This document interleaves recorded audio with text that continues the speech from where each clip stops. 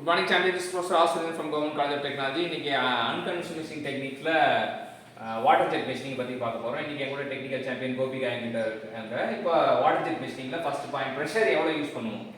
Pressure normally used for 1500 to 4000 megapascal.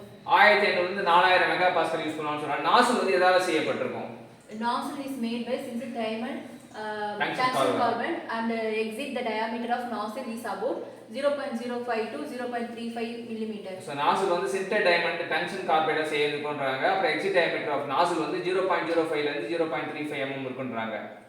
அடுத்த point. No moving part in the system, so less operating and maintain cost and the safe process. So வந்து என்ன சொல்றாங்கன்னா moving parts இருக்காதுன்னு சொல்றாங்க. Less operating maintenance cost வந்து கம்மியா இருக்கும். Safe process சொல்றாங்க. No thermal damage to work and intricate shape can be cut. So thermal damage வந்து இதுக்கு இருக்காது. ஏனா தெர்மலா எதுவும் பாதிக்கப்படாது. intricate shape வந்து நம்மளால இது வெட்டலாம் அப்படின்றாங்க. The process is convenient for cutting soft and rubber like material because teeth will get clogged in the conventional method. So என்னன்னா ரப்பர்லாம் கூட வந்து நம்ம சாஃப்ட் அண்ட் ரப்பர் மெட்டீரியல்ல கூட நம்ம பண்ணலாம். டீத் வந்து ஏனா கன்வென்ஷனலா பண்ணும்போது டீத்தோட ஒட்டிக்கும்ன்றாங்க. இங்க பண்ணும்போது ஒட்டாது அப்படின்றாங்க. அடுத்து நம்ம என்ன பார்க்க போறோம்னா limitation of water jet machining.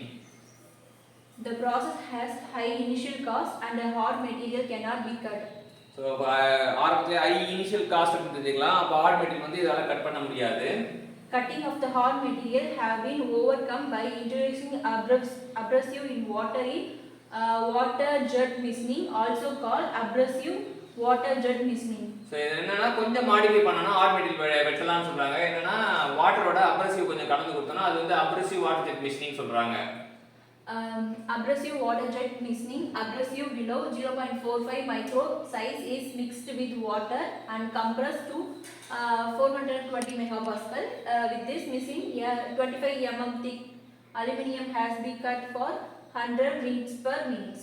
Millimeter per minute. என்ன சொல்றாங்கன்னா abrasive water jet machining abrasive வந்து எவ்வளவு சைஸ் இருக்குன்னா 0.45 மைக்ரான் சைஸ் தான் இருக்கும்னு சொல்றாங்க. அது மட்டும் இல்லாம மிக்ஸ் வித் வாட்டர் பண்ணும்போது பிரஷர் வந்து 420 MPa நமக்கு தேவைப்படுதுன்றாங்க.